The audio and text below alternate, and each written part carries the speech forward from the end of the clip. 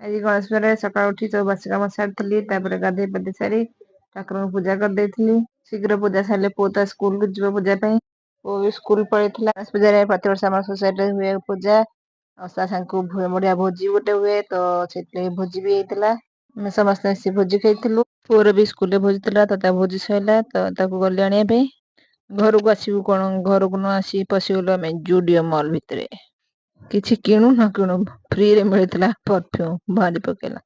ସବୁଆଡେ ବୁଲାବୁଲି ସାରିଲା ପରେ ପଳେଇ ଆସିଲୁ ଟିକେ ଡ୍ରେସ ପତ୍ର ଦେଖିବାକୁ। ତ ଏଇ ଡ୍ରେସ ଟା ଭଲ ଲାଗୁଥିଲା, ତ ତାକୁ ଧରି ପଳେଇ ଆସିଥିଲି। କେତେ ଜିନିଷ ଦେଖିବୁ, କଣ ସବୁ ତ ଆଣିହବନି, ତେଣୁ ଗୋଟେ ଧରିକି ଆସିଥିଲି। ସେଟା ବି ଭଲ ଲାଗୁଥିଲା। ଏତେ ଜିନିଷ ଦେଖିଲୁ, ଦେଖିବା କଣ ପଇସା ପଡୁଛି, ଯେତିକି ଇଚ୍ଛା ଦେଖିବୁ ଯେତିକି ଇଚ୍ଛା ଆଣିବୁ। ଏତେ ଦେଖା ଦେଖି ସାରିଲା ପରେ ଗୋଟେ କୁର୍ତ୍ତି ନେଇକି ଆସିଥିଲି। ତାପରେ ବାହାରି ଆସିଥିଲୁ ଆମେ ଆମର ପ୍ରିୟ ଏକମାତ୍ର ଗାଡି, ଯିଏ କି ଏକୁଟିଆ ଠିଆ ହେଇ, ତ ବର୍ତ୍ତମାନ ତାକୁ ନେଇକି ଆମେ ଘରକୁ ପଳେଇ ଆସିଲୁ।